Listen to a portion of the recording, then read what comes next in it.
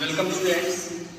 आज हम लोग पढ़ेंगे लिमिट ऑफ अ सीक्वेंस की डेफिनेशन एप्सिलॉन के फॉर्म में। तो Sn is a sequence of real number. हम कहते हैं कि Sn के पास लिमिट है L।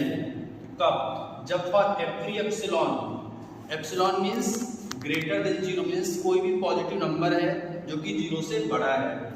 तो इस एप्सिलॉन के करस्पॉन्डिंग हमें एक पॉजिटिव इंटीजर m इस प्रकार से मिलेगा कि mod of Sn minus L less than epsilon हो और n greater is equal to m। देखो इसका मतलब क्या है कि एप्सिलॉन आर्बिट्री है, हम अपने मन से लेंगे, स्वेच्छ कोई भी नंबर लेंगे और इस एप्सिलॉन के करस्पॉन्डिंग हमें एक इंटीजर m इस प्रकार से मिलेगा कि इस m से जितने भी बड़े नंबर होंगे वे सब कहलाएंगे n, और उस n के करस्पॉन्डिंग जो सीक्वेंस का टर्म होगा Sn, उसका L से जो डिफरेंस होगा वह हमेशा एप्सिलॉन से कम होगा।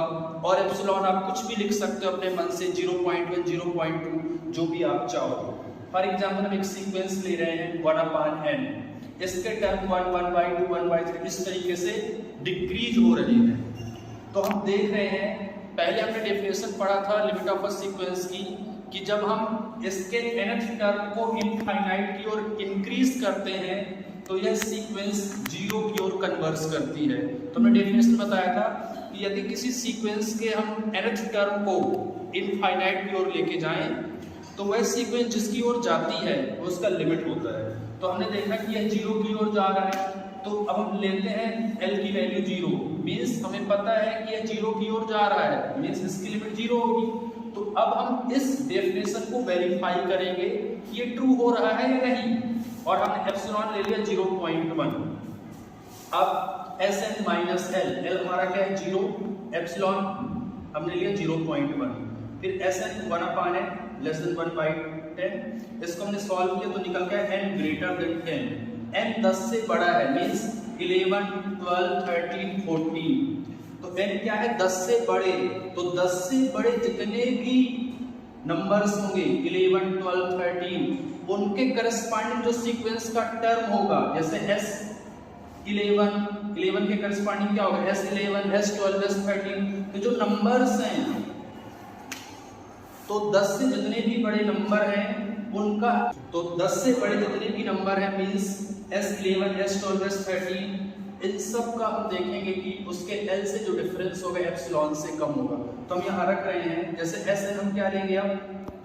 S11, S12, S13, तो हम यदि यहाँ रखते हैं S12, तो S12 से जीरो का जो डिफरेंस है वह एप्सिलॉन से कम होगा। S12 that is 1/12, epsilon that is 1/10, और हम देखेंगे इसको सॉल्व तो 12 greater than 10, means this is a true condition.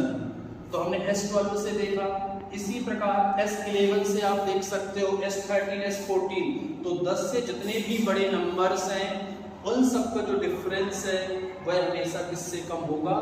Epsilon से कम होगा।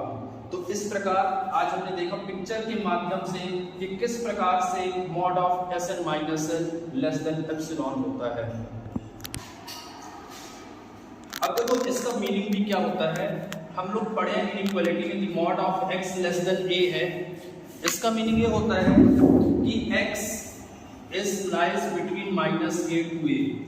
तो इसी प्रकार हम इसको भी लिख सकते हैं कि Sn माइनस L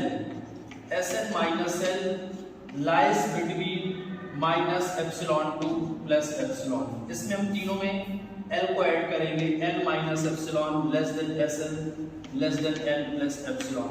तो हम देख रहे हैं कि जो Sn है वो किसके बीच में लाई करता है?